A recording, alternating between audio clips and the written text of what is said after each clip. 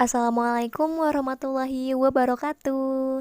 Selamat datang di video pembelajaran pendidikan agama Islam dan budi pekerti. Nah, pada video kali ini kita akan membahas tentang hidup bermartabat dengan berbusana muslim.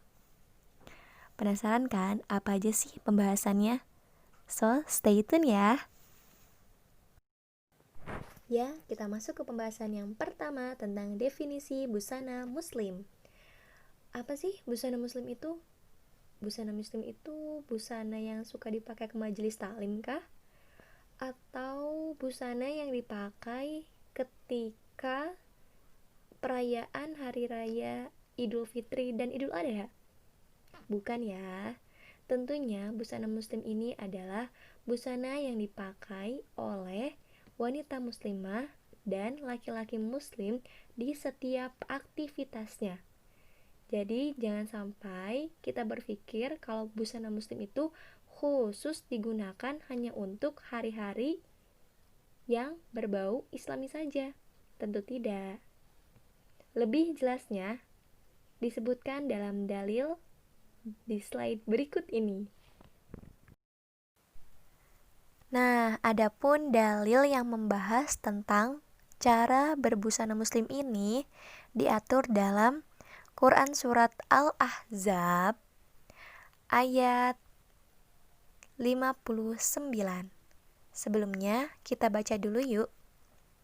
Bismillahirrahmanirrahim. Ya ayyuhan nabiyyu qul li azwajika wa banatika wa nisa'il mu'minina yudnina 'alaihinna min jalabibihin dzalika adna ay yu'rafna fala yu'dzain wa kana Allahu ghafurur rahima. Artinya, wahai Nabi, katakanlah kepada istri-istrimu, anak-anak perempuanmu, dan istri-istri orang mukmin, hendaklah mereka menutupkan jilbabnya ke seluruh tubuh mereka. Yang demikian itu agar mereka lebih mudah untuk dikenali, sehingga mereka tidak diganggu dan Allah Maha Pengampun, Maha Penyayang. Nah, dalam dalil nakli ini, kita bisa mendapatkan satu poin penting, yang dimana kewajiban dalam menutup aurat bagi seluruh umat Islam.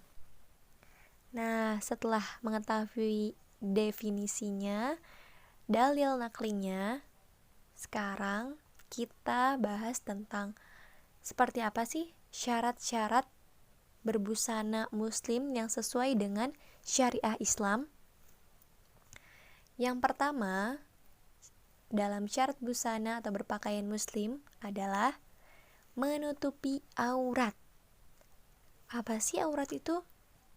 Aurat secara makna adalah bagian tubuh yang haram dilihat.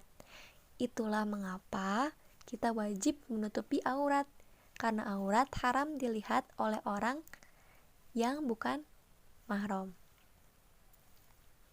Menurut Islam, aurat bagi wanita adalah seluruh tubuh kecuali wajah dan telapak tangan. Sementara itu, berbeda dengan aurat laki-laki. Aurat laki-laki batasannya adalah sebatas pusar sampai lutut. Syarat yang kedua yaitu pakaian yang tidak mengundang syahwat. Nah, apa sih maksudnya pakaian yang tidak mengundang syahwat? Apa berarti gak boleh pakai baju yang bagus-bagus? Gak gitu ya.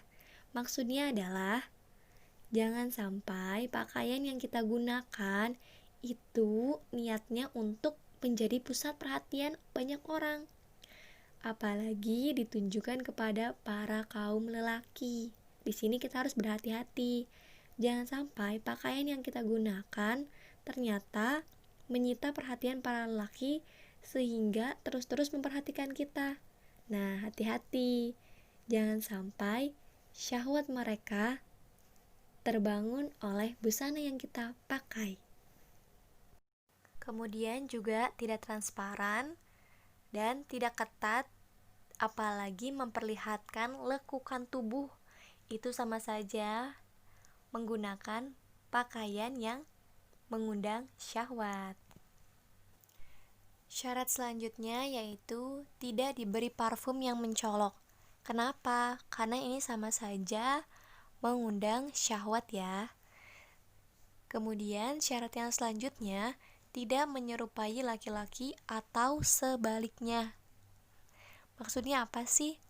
Jadi untuk yang perempuan, pakailah pakaian yang mencerminkan seorang perempuan. Jangan sampai menggunakan pakaian yang dipakai oleh laki-laki. Begitupun sebaliknya. Jadi laki-laki pakailah pakaian yang laki-laki dan perempuan pakailah pakaian yang perempuan. Syarat selanjutnya yaitu jangan menggunakan pakaian yang apa itu syuhrah? Yaitu pakaian yang dipakai untuk mencari sensasi atau ketenaran agar dikenal oleh banyak orang. Nah, jangan seperti itu ya. Islam tidak menganjurkan hal yang seperti itu. Syarat selanjutnya yaitu bukan untuk tabaruj. Tabaruj ini adalah berlebihan dalam memperlihatkan perhiasan yang ada di dalam tubuh kita atau yang kita pakai. Nah, ketika kita berbusana, hendaknya kita niatkan untuk mencari ridho Allah Subhanahu wa taala, bukan untuk tabaruj. Nah, syarat yang selanjutnya yaitu bukan kain sutra bagi laki-laki. Jadi, kain sutra ini diperuntukkan boleh untuk wanita, tapi tidak boleh ya kalau untuk laki-laki.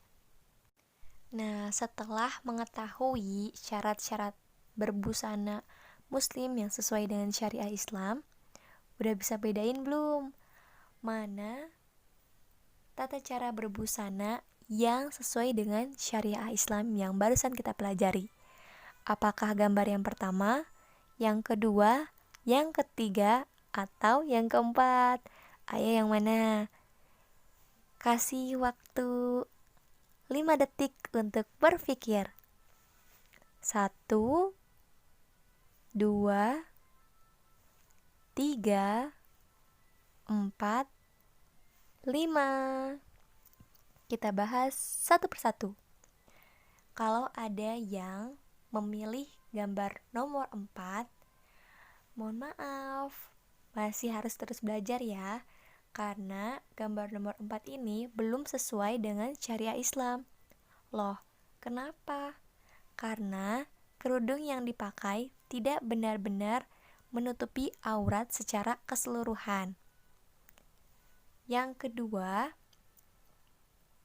rambut yang ada di kening masih terlihat. Itu juga tidak boleh ya, teman-teman. Kemudian kita berlanjut ke gambar yang ketiga. Gambar yang ketiga ini juga apalagi tidak termasuk ke dalam busana yang dianjurkan oleh Islam karena bagian lehernya masih terlihat sangat jelas. Dan rambutnya juga masih terlihat ya. Kemudian gambar nomor 2. Apakah sudah termasuk ke dalam busana muslim yang dianjurkan oleh Islam? Jawabannya tentu tidak, karena busana yang ia pakai masih ketat dan memperlihatkan lekuk tubuhnya. Jadi jangan dicontoh ya buat gambar yang nomor 2 ini. Nah, gambar yang paling tepat yang menunjukkan busana muslim sesuai syariah Islam adalah gambar nomor 1. Selamat ya buat kalian yang jawab benar. Nah, sekarang kita masuk ke pembahasan yang terakhir nih teman-teman, tentang hikmah berbusana muslim. Apa aja sih hikmahnya? Yang pertama, sebagai bukti iman.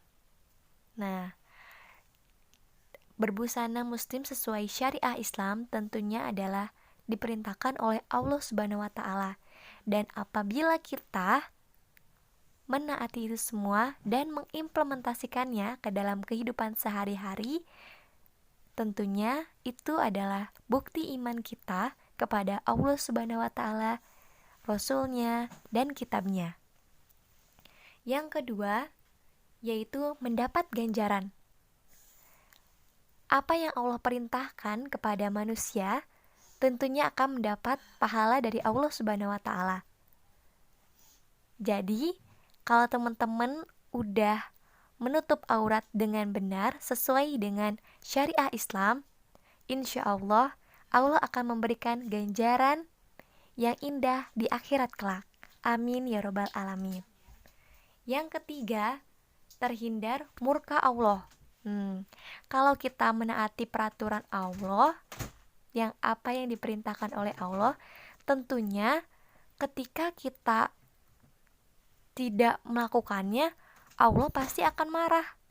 Nah, dengan kita berpakaian sesuai dengan syariah Islam, kita akan terhindar dari murka Allah dan azab Allah kelak di akhirat.